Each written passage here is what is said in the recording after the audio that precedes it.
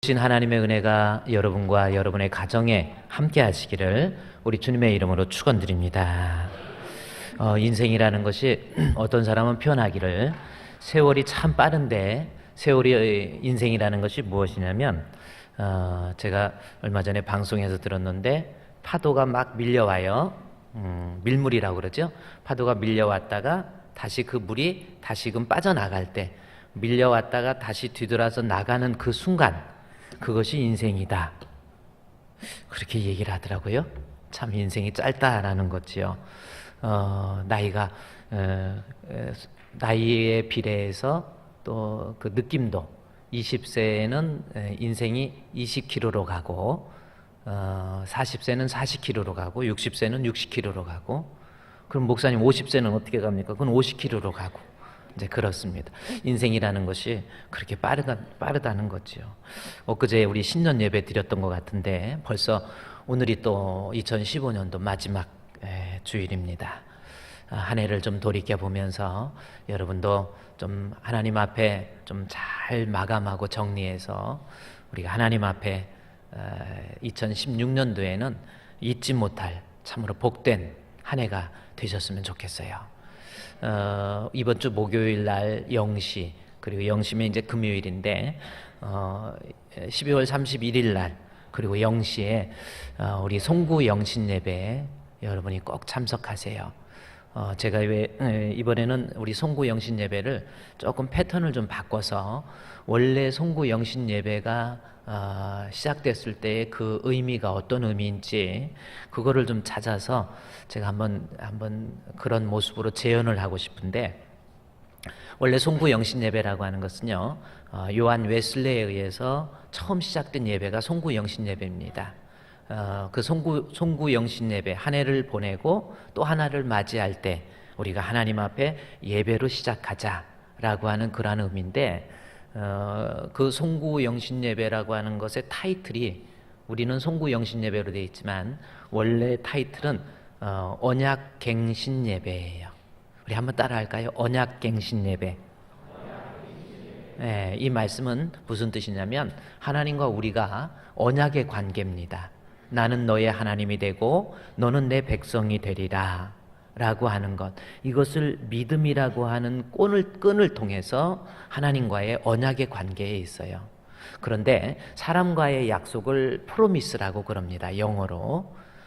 그런데 그 프로미스, 이 약속은 변경될 수도 있고 취소될 수도 있고 그렇지요. 그러나 하나님과의 약속은 변경되거나 취소되지 않습니다. 그래서 하나님과의 약속을 프로미스라 하지 아니하고 성경적으로 독특한 단어 카버넌터라는 단어를 씁니다. 이 카버넌트, 이게 언약이에요. 하나님과 우리의 언약. 그리고 언약을 갱신한다 해서 리뉴얼이라고 하는, 그래서 카버넌트 리뉴얼 워십, 이게 언약 갱신 예배입니다. 우리 한번 모처럼 한번 요한 웨슬레가 한 말이니까 언약 갱신 예배가 카버넌트 리뉴얼 워십입니다. 한번 해봅시다. 시작. 네, 아주 발음이 비제해요. 참 좋습니다. 언약을 갱신하자 해서 이번에는 우리가 영시에 딱 예배를 드리는 게 아니라 한 해를 좀 보내면서 송구 영신의 예배이기 때문에 11시까지 여러분이 교회로 오셔서 그 이전에 뭐 남전도회 여전도회들도 같이 모여서 교제도 좀 하시고, 뭐 세상 사람들 뭐 무슨 송년회 막년회 막 그러는데 그런 데 가서 어울리지 마시고요. 우리 교인들끼리 남전도회 여전도회들끼리 우리 목요일 날 저녁에 좀 모여서 같이 식사도 하고 교제도 하고, 그리고 11시 되면 교회에 오셔서 우리 20분부터 정식으로 찬양을 합니다. 우리 원종훈 목사님께서 찬양을 쫙 인도할 거고, 찬양을 20분 하고 난 다음에 또 20분 동안, 그러니까 40분에서 50분까지 이제 영상을 보여주게 됩니다. 한 해 동안 우리 주품교회에 있었던 일들을 영상으로 그림으로 여러분에게 좀 보여드리고, 그 다음에 50분부터 0시까지 한 해를 돌이켜보면서 내가 하나님 앞에 내려놓을 것은 무엇이고 회개할 것은 무엇이고 또 하나님 앞에 감사할 것은 무엇인지 이런 것들을 좀 회상하고 회개하고 감사할 수 있는 그러한 시간 한 10분 정도 우리가 하게 돼요. 그리고 나서 0시에 우리가 하나님 앞에 새해의 가장 첫 시간 우리는 예배부터 시작하는 거예요. 여러분의 아이들까지 뱃속에 있는 아이들은 어차피 엄마가 오면 따라오게 돼 있으니까 배 밖에 있는 아이들, 아기들도요 다 안고 와가지고 우리 언약의 공동체들이 한 해를 좀 보내면서 새해 맞이하면서 예배부터 제일 먼저 하나님부터 아이들한테도 만나게 하고요 해서 0시 예배 꼭 드릴 수 있도록 그렇게 해보세요. 그래서 이번에 0시 예배는 언약을 갱신한다는 의미에서 십계명 제1은 하면 여러분이 또 쫙 읽습니다. 제2는 하면 여러분이 쫙 읽습니다. 그래서 하나님과의 이 십계명 언약이라고 하는 것을 한번 돌이켜보면서 내가 언약대로 말씀대로 살고 있는지 돌아볼 수 있는, 그래서 2016년도가 우리 하나님 뜻대로 말씀 붙잡고 하나님 의지함으로 한번 2016년도가 하나님이 주시는 복으로 인생을 좀 살아보자 해서 영치예배, 송구 영신예배에 반드시 참여할 수 있도록 그렇게 해주시기를 바랍니다. 여러분의 자녀들은 물론이요 언약의 공동체가 엄마 아빠 우리 아이들까지 다 미치는 겁니다. 부모님으로서 아이들에게 신앙이라는 것을 물려주지 못하면 하나님 앞에 가서 반드시 책망을 들어요. 우리 자녀들 그냥 신앙에서 내팽개기 쳐놓고 아유 목사님 아유 애들 신앙은 안 되겠더라고요. 아니에요. 어떤 부모는요 그냥 애 신앙을 놓고 얼마나 기도하고 그래야 좋은 결과 거둘 수도 있고 그렇습니다. 그래서 꼭 예배 드릴 수 있도록 그렇게 해주시기 바랍니다. 자, 오늘은 한 해의 마지막, 우리 2015년도 마지막 주일이죠.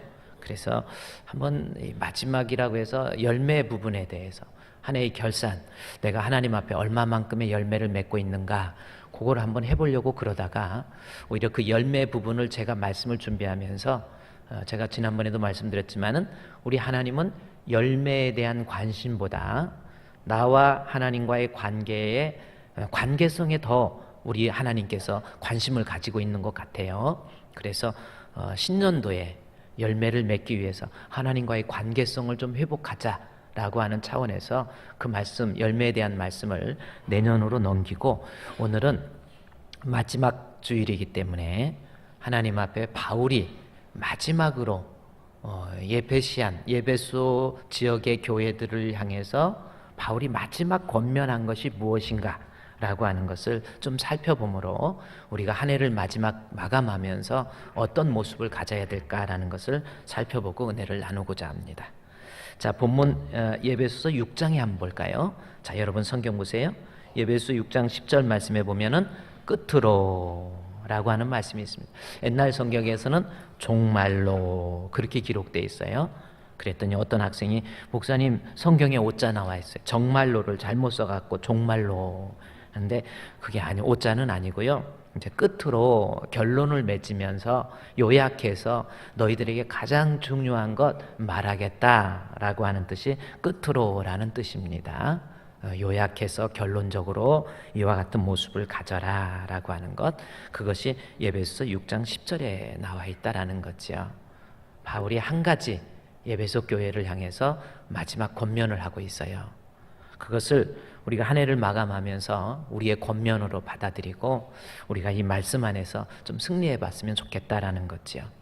먼저 이 예배소 6장을 이해하기 위해서는요, 예배소서 전체의 서론을 우리가 이해해야만이 성경에 나와 있는 단어 하나하나를 이해하기가 쉽습니다. 성경 예배소 6장 10절 말씀부터의 그 결론 부분을 이해하기 위해서는요, 먼저 이 예배소서 처음부터 알아야 돼요. 예배소서는 누가 기록했지요? 혹시 누가 기록했습니까? 저자는 하나님이시고 기록자가 누구예요? 아유, 대답 잘 안 하시는 거예요. 1번 바울, 2번 보울, 3번 바알. 누구예요? 바울이죠. 우리는 이렇게 다 아시고 있으면서 대답도 안 해주고. 자, 바울이 기록했습니다. 에베소서는 바울이 기록했다라는 겁니다. 그 때가 어느 때인지, 그것이 바울이 AD 61년입니다. AD 61년에 바울이 로마로 건너가요. 그리고 로마로 건너간 AD 61년 봄에 로마로 건너가서 바울이 바로 로마 감옥에 투옥이 됩니다. 감옥에 투옥이 돼서 2년 동안 감옥에 갇히게 돼요. 그때 감옥에서 쓴 이 글이 바로 에베소서입니다.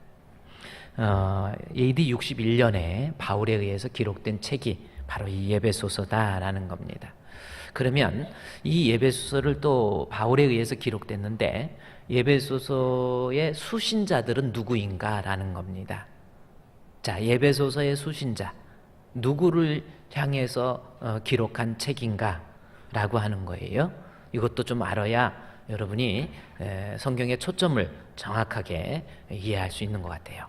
이 에베소서는 누구를 위해서 쓴 책인가? 예를 들어서 우리는 마태복음 하면은 마태가 유대인들을 위해서 쓴 책이다, 뭐 이렇게 이해하고 있습니다.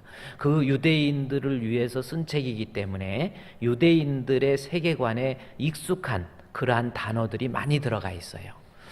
요한복음은 또 헬라인을 위해서 쓴 책이다 해서 요한복음을 보면 그 단어 자체가 헬라인들에게 익숙한 단어들을 쓰고 있습니다. 예수 그리스도에 대한 표현도 이성, 말씀이 육신이 되고 해서 말씀이라는 말을 해요. 말씀. 그게 로고스라고 하는 겁니다. 헬라인들에게 있어 로고스의 개념 속에 예수님을 얹혀놓으면 가장 이해가 빠른 거예요.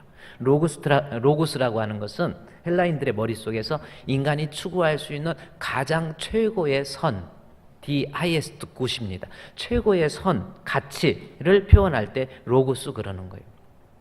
그래서 로고스가 육신이 됐다라고 하는 것을 통해서 헬라인들에게 우리 인간이 추구할 수 있는 가장 좋은 그분이 바로 예수님이시다라는 것을 잘 표현하고 있는 겁니다.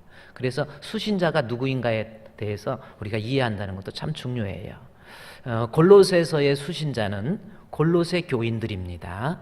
그렇죠? 골로새 교인들이 기독론에 의해서, 기독론, 예수님이 누구인가에 대해서 골로새 주변에 있는 사람들의 철학과 사상에 의해서 기독론이 왜곡되어져 있었어요. 예수님에 대해서 잘못 설명하고 있다라는 거죠.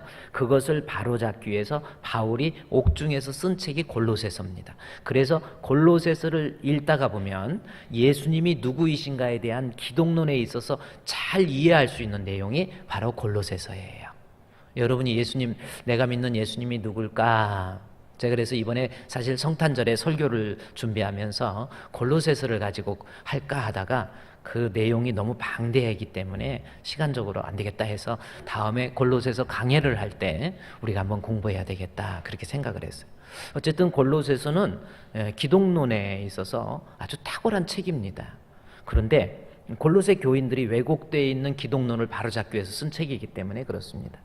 근데 갈라디아서는 갈라디아 교회 사람들을 위해서 쓴 책이고요. 그러면은 우리 이 본문 오늘 에베소서는 에베소서의 수신자가 누구일까요? 한번 에베소서는 누구를 위해서 쓴 책일까요? 에베소 교인들을 위해서 쓴 책이다, 이렇게 생각할 수 있습니다. 물론 맞는 말입니다. 그런데 바울이 지금 에베소 교인들을 위해서만 쓴 책이 아니라는 거예요. 그게 왜 그러느냐면은 헬라어로 보면은 프로스가 영어로 보면 to라고 하는 겁니다. 방향을 나타내는 프로스 에페시안. 그러니까 프로스 에페시안이라는 단어예요. 에베소 교인들을 위한 책. 그런데 우리는 에페시안, 코리안 하면은, 코리안은 한국이지만 코리안 하면은 한국 사람이잖아요. 에피시안이라는 것은 에베소 교회의 성도들을 위해서 쓴 책이 아니라 에베소 지역이라고 하는, 에베소 지역이 골로새, 히에라볼리, 라오디기아, 예배소 그 지역을 다 포함하는 거예요. 그 예배소 지역에 흩어져 있는 많은 교인들을 위해서 쓴 책이 바로 예배소서다라는 겁니다. 그러니까 사도행전 19장에 나와 있는 예배소 교인들 그들만을 위한 책이 아니다라는 겁니다. 사도행전 19장에 나와 있는 예배소 교회하고 여기하고는 예배 범위가 상당히 넓어요. 예배소 지역에 흩어져 있는 많은 교인들 그 사람들을 위해서 쓴 책이 바로 예배소서다라는 겁니다. 자, 어느 정도 예배소서가 이제 좀 정리가 돼요. 예배소서는 그 수신자 대상이 예배소 지역에 흩어져 있는 사람들이구나, 그렇게 알 수 있습니다. 바울이 이것을 예배소서 1장 1절 말씀에 한번 볼까요? 예배소서 같은 성경이니까 1장 1절 말씀에 보면은 거기에 먼저 설명을 하고 있어요. 1장 1절에 하나님의 뜻으로 말미암아 그리스도 예수의 사도된 바울은 어떻게 누구를 위했습니까? 예배소에 있는 성도들이라고 하잖아요. 예배소 교회의 성도가 아니고 예배소 지역이라고 하는 방대한 지역입니다. 상업도시, 경제도시, 군사도시, 아주 중요한 어떤 요충지가 예배소예요. 예배소 지역에 흩어져 있는 교회가 라오디게아 교회, 그 다음에 골로새 교회, 히에라볼리 교회, 그 다음에 예배소 교회, 여러 교회가 흩어져 있었어요. 그런데 예배소서 하면은 예배소 교인만을 위한 책이 아니라 그 지역에 흩어져 있는 사람들이 이 바울이 보낸 편지를 계속 그 길을 따라서 옮겨가면서 성도들에게 읽혀진 책이 바로 이 예배소서다라는 겁니다. 그래서 1절에 예배소에 있는 성도, 그래서 이 예배소서를 바울 서신 중에 예배소서를 회람서신이라 그럽니다. 돌려가면서 읽는 거예요. 그래서 회람서신이라고. 한번 또 이렇게 단어를 익숙하게 해놓으면 나중에 필요할 때가 있을 것 같아요. 따라합시다. 회람서신. 네, 그래서 그 예배소 교회의 성도뿐이 아니라 그 지역에 흩어져 있는 이런 교인들, 그들을 향해서 쓴 책이 바로 예배소서다라는 겁니다. 그런데 그 지역에 바울이 로마 옥중에서 예배소 교회의 소식을 듣고 깜짝 놀란 거예요. 어떻게 이런 교회, 예배소 교회에 바울이 예배소 교회만큼 관심을 가진 교회가 많지 않아요. 바울은 이 순회 전도자라고 그럽니다.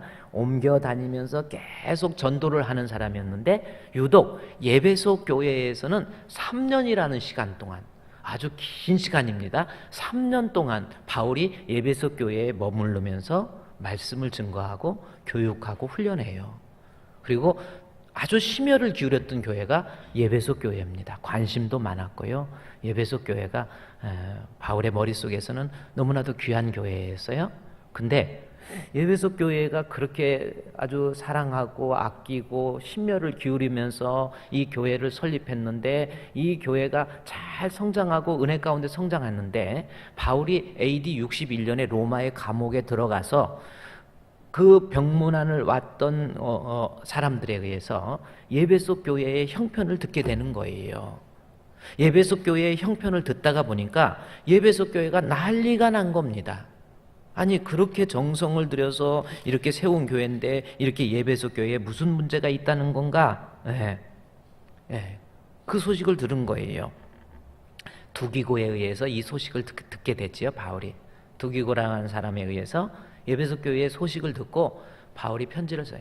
근데 그 소식의 내용이 뭐냐면 교회 안에서 골로새 교회에는 어떤 소식이었냐면 예수님 기독론에 대해서 다른 철학과 사상과 전통에 의해서 예수님을 왜곡시켜서 특별히 예수님의 육체로 오신 예수 그리스도를 부인한 거예요. 그래서 바울이 예수님은 육체로, 그래서 골로새서 2장 2절 3절에서 보면은 그의 육체에 그의 신성의 충만함으로 라는 말씀을 강조하는 거예요.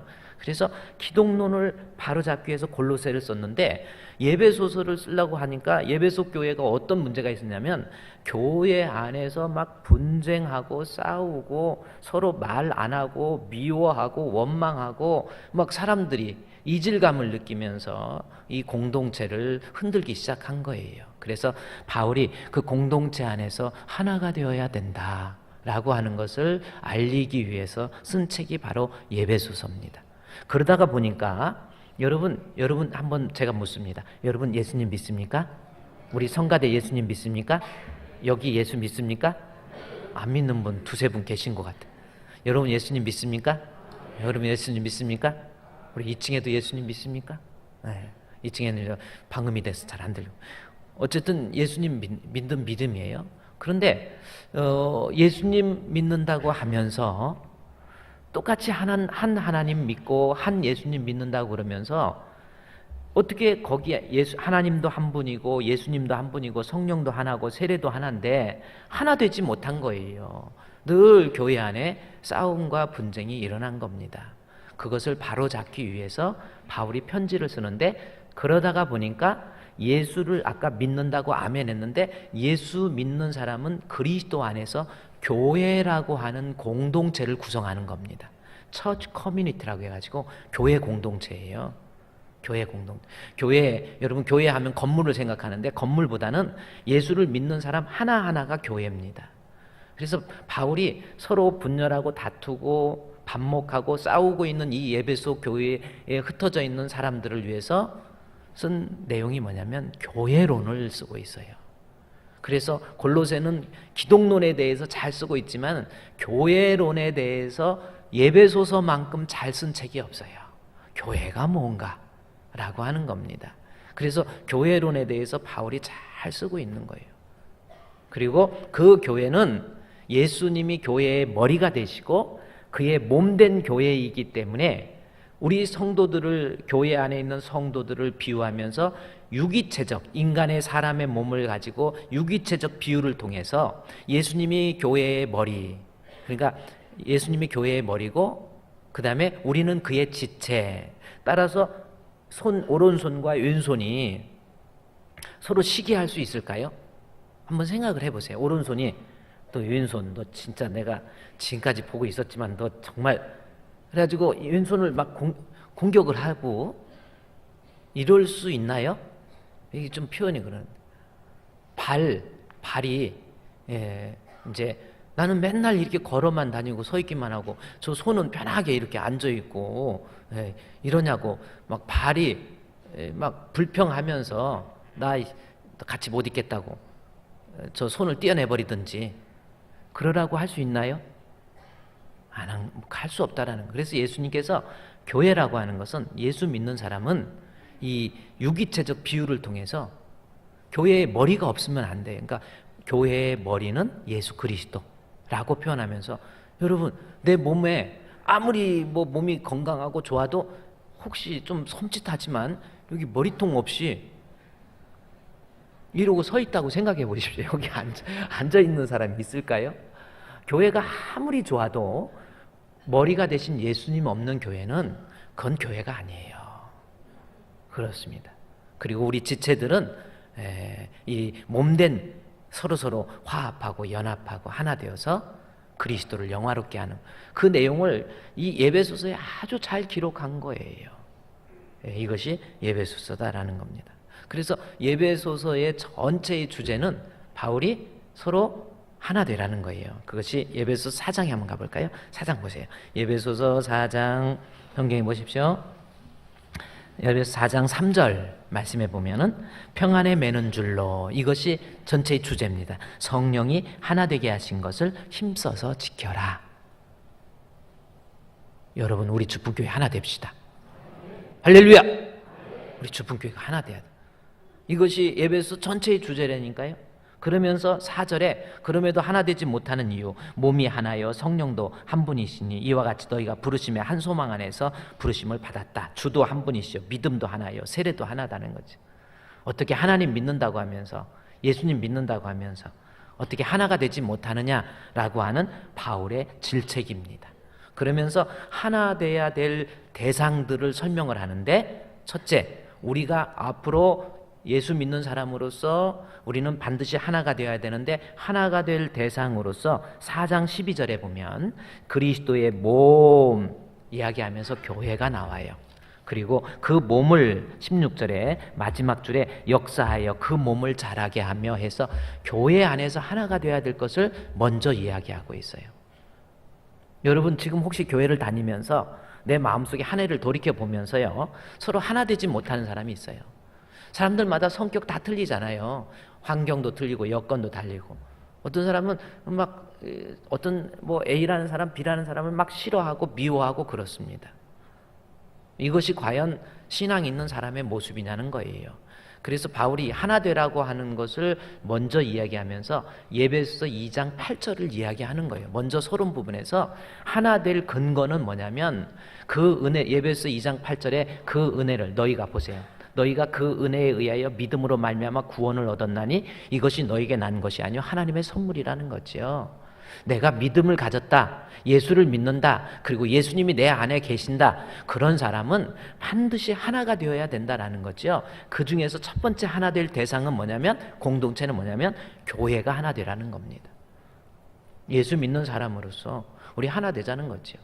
혹시 한번 아까 얘기했듯이 하나를 돌이켜보면서 내 마음속에서 정말 해결하지 못하는 원수와 같은 사람, 나 그 사람 보기도 싫고 교회 안에서 난 그 사람만 생각하면 목사님 소화가 안 돼요, 이런 사람, 원래 유가 안 좋아서 안 되는 건데도 그 사람 때문에 안 된다고 오해하고 있는 사람들, 그래요. 그리고 이런 사람하고 하나 되라는 거, 이것이 에베소서를 통해서 우리에게 신앙 있는 사람이라면 반드시 하나 되라는 거예요. 뭐 성격이 좀 예민하고 이상한 사람들도 있어요.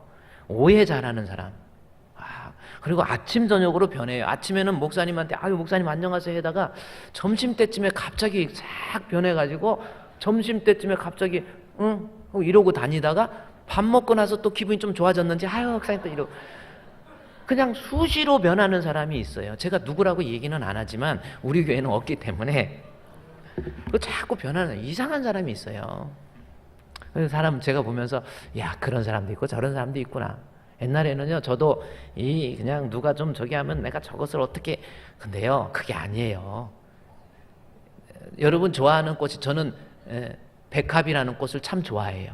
백합. 어렸을 때 우리 집 시골 앞에 그 조그마한 화단이 있는데 거기에 백합꽃이 펴 있어요. 백합이 이렇게 보면 그 안에 이렇게 백합 수술도 이쁘고 있는데 그거를 어머니가 그거하고 작약하고 꽃을 꺾어 갖고 그 시골 소녀가 그 꽃을 꺾어 갖고 교회 강대상에다 그냥 꽂아놨던 그런 모습 지금도 생각이 나가요. 백합을 참 좋아합니다. 장례식 같은 데 가보면 이렇게 백합이 있어요. 근데 거의 99%가 가짜지요. 뭐 진짜 아니잖아요. 그래도 백합을 볼 때마다 참 좋아요. 근데 제가 좋아하는 꽃이 백합인데 세상의 모든 꽃이 집 앞에도 백합, 안에도 백합, 병원에도 백합, 어디 가도 백합, 길거리에도 백합, 전부 백합이라면 좋을까 안 좋을까? 한번 여러분 어때? 별로 좋은 것 같지 않아요. 백합도 있고 가시도 있는 뭐 장미도 있고 탱자나무도 있고 뭐 여러 가지 그렇게 해서 아름다운 조화를 이룰 수 있는 거예요. 교회 안에서 하나 되라 라고 하는 것이 바울의 첫 번째 권면입니다. 신앙이 있다면 하나 되세요. 한 해 넘어가기 전에 내가 미워하는 사람, 자기는 얼마나 잘났다고, 목사님 나는 저 사람이요 받아들일 수 없어요, 나는 저 사람이요 죽을 때까지 인정 못해요. 아유 내가 볼 때는 당신이 더 잘못이야, 막대기로 머리통을 딱 때리고 싶어. 내가 볼 때는. 그러지 마시고요, 다 내려놓으시고 우리 서로 사랑합시다. 아멘. 옆에 사람 인사하면 우리 서로 사랑해. 안녕하세요. 사랑합니다. 사랑합니다. 사랑합니다. 우리는 사랑 안에서 하나가 되어야 돼. 그 다음에 또 하나요. 바울이 얘기합니다. 하나 되어야 될 대상에 대해서 이제 에베소 5장에서는, 4장에서는 교회라고 한다면 에베소 5장에서는요 5장 22절에 아내들이여 자기 남편에게 복종하라, 그러면서 이는 남편이 아내의 벌이가 된다 얘기하면서 결론적으로 33절에 각각 자기의 아내 사랑하기를 자기같이 하고 아내도 자기 남편을 존경하라 해서 예수 믿는 믿음, 에베소 2장 8절에 그 믿음 있는 사람이라고 한다면 교회 안에서의 공동체 속에서 내가 다른 사람과 반목하고 미워하는 거 신앙 있는 모습이 아니라는 거예요. 그러면서 다시 이야기합니다. 가정에서 두 부부, 이제는 그 공동체가 가정으로 옮겨왔어요. 두 부부, 남편과 아내, 하나님이 짝져주신 두 부부 간에 서로 미워하고 원망하고 이럴 때 그것은 올바른 성도의 모습이 아니라는 겁니다. 33절에 나온 것처럼 자기 아내 사랑하기를 자기같이 사랑하는 거예요. 그러니까 나처럼 사랑하는 거예요. 나 사랑하는 것처럼. 아내를 사랑하는. 지 먹을 때 아내도 좀 생각하고, 나처럼 지 인삼 까먹을 때 아내도 좀 생각해서, 지 개고기 먹을 때 아내도 좀 개고기 사주고. 저는 뭐 개고기를 먹지 않지만 아내를 사랑하는 거예요. 이게 신앙 있는 사람의 모습이에요. 늘 아내에 대해서 반목하고 미워하고 원망하고 불평하고, 그것은 올바른 성도의 모습이 아니라는 겁니다. 조금 부족해도 자기 아내를 잘 배려해 주고요, 아내는 연약하잖아요. 잘 보존해 주고, 육체도 건강하게, 또 스트레스 받지 않게. 어떤 사람은 막 남편이 무서워가지고 안에서 있다가 남편 목소리 좀 비슷하게 들으면 왔어 해갖고 막 가슴 떨려 그래. 좋아서 떨리는 줄 알았더니 무서워서 떨고 있더라. 그것도 죄예요. 그저 아내는 남편 목소리만 들어도 마음이 편안해지게 만들어야 돼요. 아멘? 네, 뒤에서 아멘 하셨는데 두 분 잘하시고 계세요. 우리 조장로님 잘하고 계시죠? 네, 아멘 잘하시고. 그것도 뭐 혼자 아멘이지 저쪽을 물어봐야 돼. 저쪽. 네, 편안해지게 남편. 네, 우리 최윤규 장로님 오늘 대표기도 장로돼서 처음 하시는데 아주 잘해 주셨어요. 아내가 보통 분이 아닙니다. 여러분 몰라서 그래요. 전라남도에서 최고 이쁜 분이 아내예요. 어이, 이름 자체가 전남순이야. 아내 사랑하십니까? 그래서 남편들 아내를 사랑하고 괴롭게 하지 말라 그랬죠. 한번 한 해를 돌이켜보면서 나는 남편으로서 아내에게 얼마나 편하게 해주고, 남편이 나를 볼 때 얼마나 마음에 편함이 있고 기쁨이 있는지. 내가 여기 오건 끝난 거고, 여기까지이고, 다른 남자, 예를 들어서 내가 이 남자하고 결혼한 거 두고두고 후회해. 그런 사람 되지 말라는 거예요. 한번 우리 성도들 중에 지금 옆에 있는 남편이 정말 힘들게 하면 저한테 일르세요. 뭐 청소도 안 해준다든지 뭐 이러면은 좀 알려주세요. 청소 같은 거 힘든 거 다 남편이 하는 거예요. 뭐 식사할 때 저희 아버님은 이제 94세 되셨는데 옛날 유교적 전통에 의해서 식사 같은 것도 절대 집안일은 남편은 안 하는 거예요. 근데 이제 우리 주분교회에 있다 보니까 아버지도 이제 제 설교를 들으면서 성도잖아요. 근데 이제 지금도 옛날 분이니까 식사를 할 때 식탁에서 드시는 것보다 상에다 차려서 앞으로 이 현관에서 드시는 게 더 좋은 거예요. 근데 밥을 다 차려서 옛날에는 어머니가 다 들어갖고 가서 드세요. 네, 드십시오. 하고 그러는데 요즘에는 어머니도 내가 이 나이에 뭐 당신 눈치 보냐고 안 갖다 주니까요. 우리 아버지 이렇게 가지 않고 아들 잘못 만나갖고 내가 이것도 들고 다녀야 되고. 그래요. 뭐 그렇게 남편이 힘든 거 다 해주고. 옛날에 우리 서울역에 가면은 그냥 남자는 그냥 이러고 가만히 있는데 여자는 머리에 이고 애기 임신해서 있고 양쪽에 2명 있고 뒤에 업고 보따리 들고 이러고 여자만 서 있어. 뭐가 움직이는 거 보니까 짐이야. 보니까 그 안에 사람 들었어. 남편은 에헴 하고 있었지. 힘든 거 다 남자들이 하는 거예요. 청소. 저는 진짜 청소 다 해요. 주일날이면 얼마나, 이 청소 끝나면 얼마나 마음이 편한데. 청소 설거지도 다 하고. 설거지는 제가 정말 그건 이상하게 안 되더라고요. 그래. 왜냐하면 반찬 정리를 어떻게 할 수가 없겠어. 그래서 내년 2016년도 기도 제목이 설거지만은 아내가 해주게 없어서. 여러분, 우리가요 한 해를 돌이켜 보면서 가정에서 또 아내는요 남편에게 33절에 아내 사랑하기를 자기같이 하고 아내도 자기 남편을 존경하는 거예요. 아내의 입장에서는요 좀 남편이 부족한 거 있어도 내 남편이 세상에서 최고여야 돼요. 이게 성경적입니다. 믿음 없는 것들이 꼭 어머 저 17층 남자 너무 멋있어. 우리 집이 17층이거든요. 이러고 다니는 거야. 내 남편이 최고예요. 세상에서 뭐 좀 부족해도 그렇게 인정해주고, 그리고 여보 사랑해요, 존경해요 자꾸 그러면요 남자들은요 변해요. 아이고 꼴 같은 게 그냥 그것도 월급이냐? 근데 껌값이다. 껌을 어떻게 100만 원어치 씹으려고 그래? 그러지 마시고 내 남편이 최고예요. 부족해도 내 남편이 한번 우리 여자분 물어봅시다. 우리 이번에 아가도 난 우리 오르간 우리 곽 집사님 남편 이름이 김세호 집사님이시죠? 세상에서 제일 멋있는 사람 나 빼고 네? 남편이에요? 이야 그렇죠? 남편이 세상에 제일 멋져. 그리고 남편을 항상 존경하고 있습니다. 남편 집에서 들어주면 어서 오세요. 이렇게 하고 있어요? 정신이 하나도 없어 지금. 우리 한 해를 돌아보면 에베소 교회에 있잖아요. 에베소 2장 8절에 믿음이 있다고 한다면 교회 안에서 그 공동체 하나가 되어야 되고 가정에서 하나가 되어야 된다라는 겁니다. 그 다음에 6장에서 보면요 가정을 이야기하면서 이제 5장 33절에서 남편 아내 얘기했다가 6장에 가서 자녀들아 주 안에서 너희 부모에게 순종하라 이것이 옳으니라 라는 겁니다. 여기서 자식이 부모와 하나가 되는 이 모습입니다.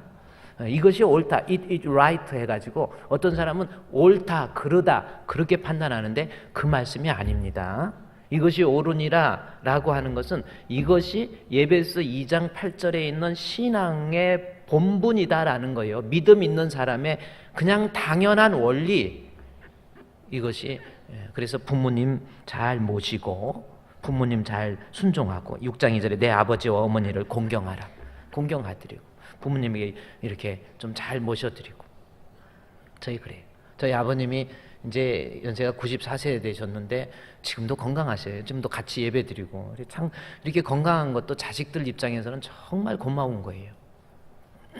그래 건강하시고 그래도 나이가 이제 많이 드시니까 제가 어느 날 기도하면서도 혹시 새벽기도만 안 나오셔도 어디 아프신가 혹시 뭔 일 있지 이렇게 불안하고 참 걱정이 많이 돼가지고 저희 집 바로 옆으로 이사 오셨어요. 그래서 얼마나 제가 마음이 편한지 모르겠어요. 부모님 옆에 계시니까 마음이 편해요. 처음에 이사 오셨는데 이 94세 이제 내년이 94세니까 94세면은 옛날에는요 50 시골에서 50만 넘어도 할아버지 취급 비슷하게 받고요 60 하면요 환갑 잔치 했잖아요. 환갑 이야 60을 이제부터 다시 시작한 거야 해서 61세가 한 살이잖아요. 60세까지 살면 대단했어요. 그 박병훈 장로님 같은 경우 은퇴하셨지만은 목사님 아버님이 빨리 돌아가셔서 나는 60까지 살지 안 살지 모르겠어요. 60 환갑 잔치 막 그냥 할 거예요. 그래서 환갑 잔치 하셨어. 하셨는데 하나님이 건강 주셨고 지금 70이 넘어버리고 이제 70 넘었어. 그러면서도 막 목소리 좋아갖고 솔로도 하시고 얼마나 건강하신지 몰라요. 옛날에 운동하셨고 막 근육이 이렇게 나와 있고 지금 다 처졌지만은 뭐 근육이 대단히 나오셨어. 지금도 70인데 건강하시고 얼마나 보기 좋습니다. 70도. 근데 70인데 옛날에 70이면 완전히 우리 시골에 우리 옆집에 성만이네 할머니가 70 넘었는데 70 넘고 완전히 그런 할머니가 없었어. 근데 80, 90, 80 넘으면 산신령이야, 산신령. 우리 아버지 산신령이 지금 내려와서 활동하고 계시는 거. 얼마나 감사해요. 네, 감사한데 제가 이거 뭐 제 말하는 것 같지만 아버님이 이사 오셔가지고 집을 다시 청소하고 뭐 하는데 제가 아들 입장에 제가 제일 막내거든요. 우리 아버지 자식들 다 가리키고 시집 보내고 장가 보내고 그 생각이 나가지고 아버지 이번에 이사 오실 때 집 도배도 해야 되고 뭐 이래고 냉장고 다시 세탁기 다시 뭐 소파 다시 뭐 도배하는 데만 해도 뭐 100만 원이 훨씬 넘고 뭐 돈이 은근히 많이. 그래서 아버지가 다 하신다고 그래서 아니야 아버지 이번에 제가 할게 그랬더니 아이 미안해서 근데 이건 왜 안 했어? 아이고 미안해서 텔레비전은 너무 조그만한데 큰 거 있어야 되겠지? 근데 미안해서 해갖고 큰 거 갖다가 벽걸이로 갖다 붙여놓고 이렇게 해가지고 했는데 그러면서 이제 아버지가 다시 돈을 저한테 주려고 그래서 제가 아버지 이거는 내가 우리 아버지 어머니 다시 어머니 시집 보내는 심정으로 이렇게 아버지 이렇게 하니까 몸만 와서 사세요. 근데 그러고 나서 제가 얼마나 마음이 흐뭇한지, 솔직히 제가 뭐 부모한테 잘한다 이게 아니라, 이게 이렇게 살아계셔서 건강하셔서 이렇게 사시는데 이렇게 따뜻하게 이렇게 사실 수 있도록 이렇게 도배를 할 수 있고, 소파도 갖다 놓고, TV도 갖다 놓고, 냉장고 다시 사다 놓고, 세탁기 갖다 놓고, 이게 얼마나 감사한가 생각이 들더라고요.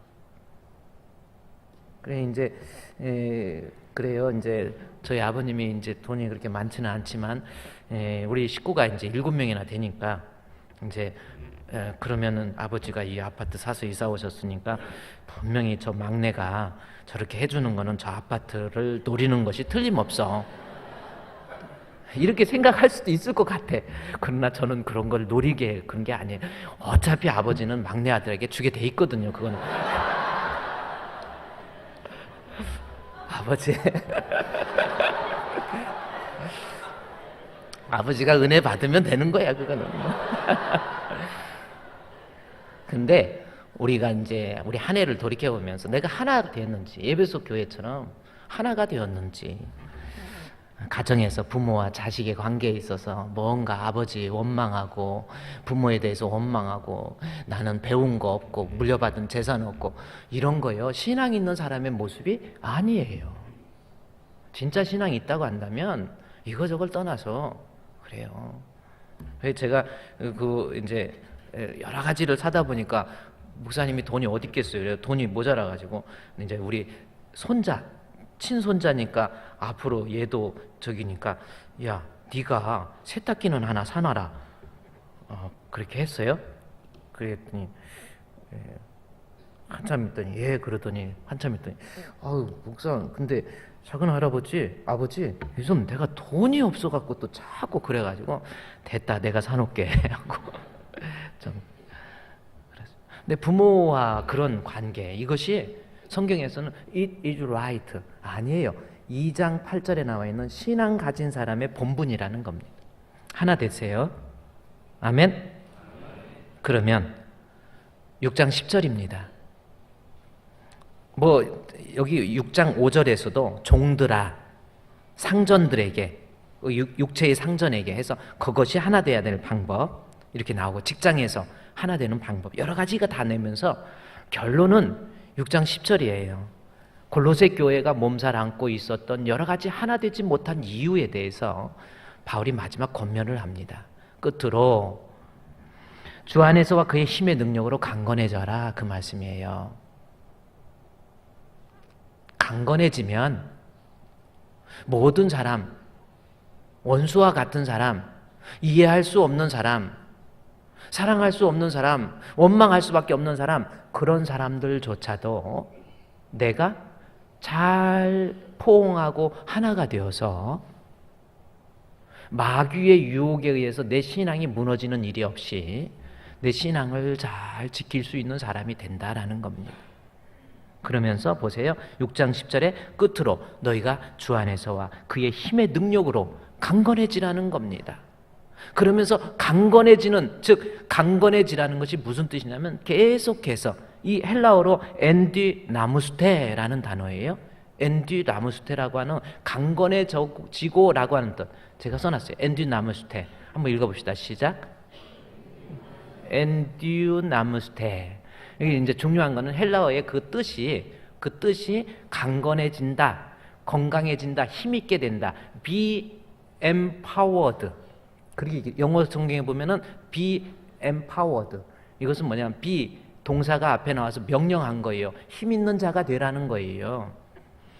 내가 가정에서 부부가 화합하지 못하고, 교회에서 성도들과 화합하지 못하고, 부모와 자식 간에 문제가 생기고, 직장에서 사람들 간의 관계 속에서 자꾸 문제가 생기는 거, 건강해지지 못했기 때문에, 강해지지 못했기 때문에 그렇다라는 겁니다. 그러면서 강해지는 방법에 대해서 이야기를 하기를, 이 6장 10절에 하나님의 전신갑주 나오죠? 11절에 하나님의 전신갑주를 통해서, 그것으로 무장함으로 인해서 하나님 앞에 건강하고 강건한 사람이 되라라는 겁니다. 자, 여러분, 억지로 노력해서 내가 사랑해야지 이거 아니에요. 교회에서 나 저 원수 같은 사람 이제 내가 이해하고 받아들여야지 아닙니다. 그거에 의해서 되는 게 아니에요. 부모와 관계 속에서 내가 부모니까 내가 어떻게 하면 해봐야지 이래서 되는 게 아니라는 겁니다. 영적으로 be empowered, 힘 있는 자가 되면 되는 거예요.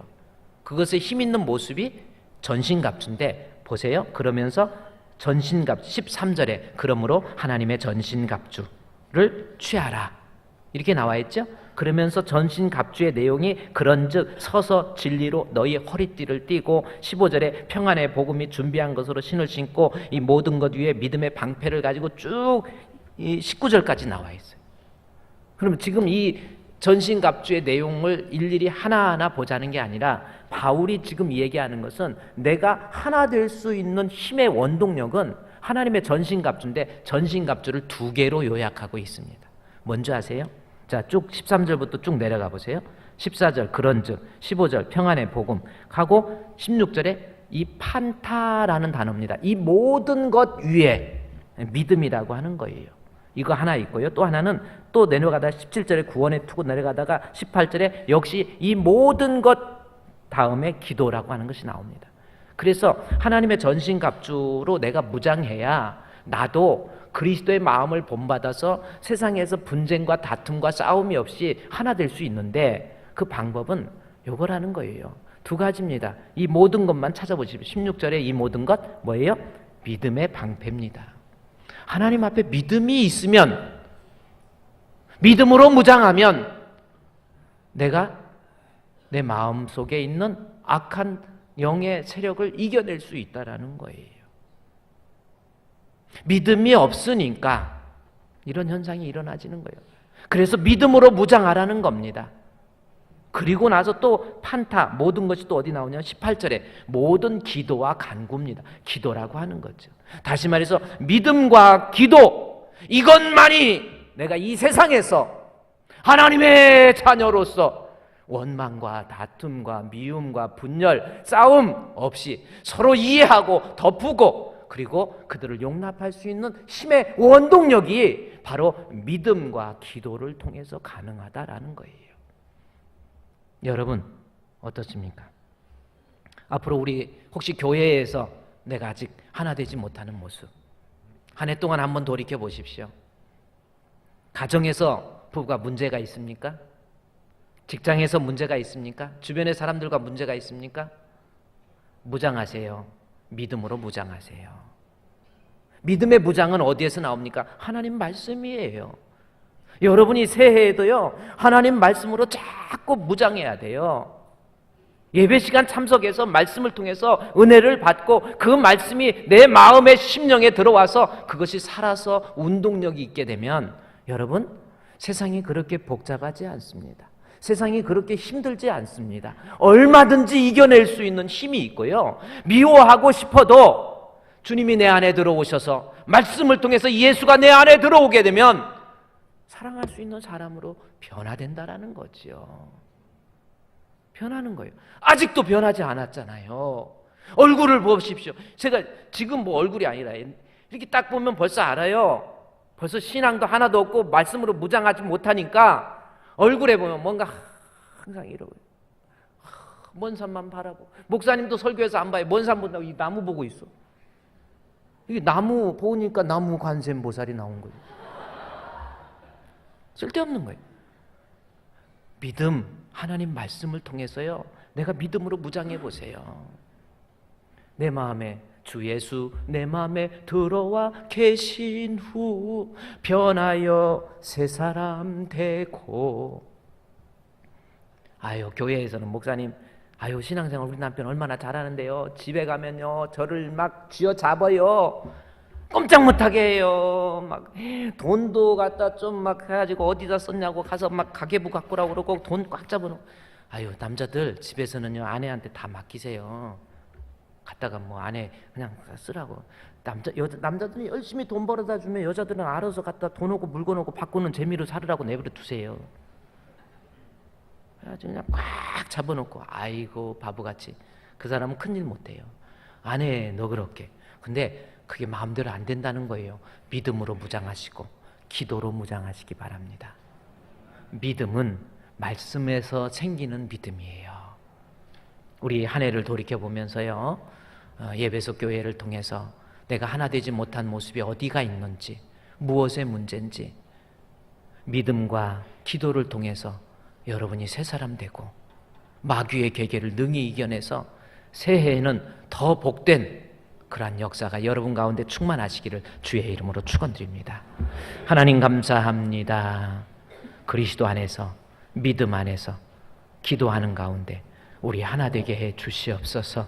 내 마음속의 앙금이 주의 힘의 능력으로 사라지게 해 주시고 사랑의 마음, 그리스도의 그 은혜 체험하고 사랑할 수 있는 저희들 되게 해 주시옵소서. 예수님의 이름으로 기도드리옵나이다. 아멘.